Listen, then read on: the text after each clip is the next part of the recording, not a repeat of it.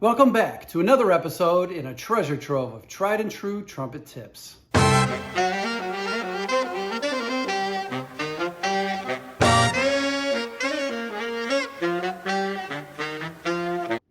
These exercises are intended to be played on a natural trumpet in the key of B flat.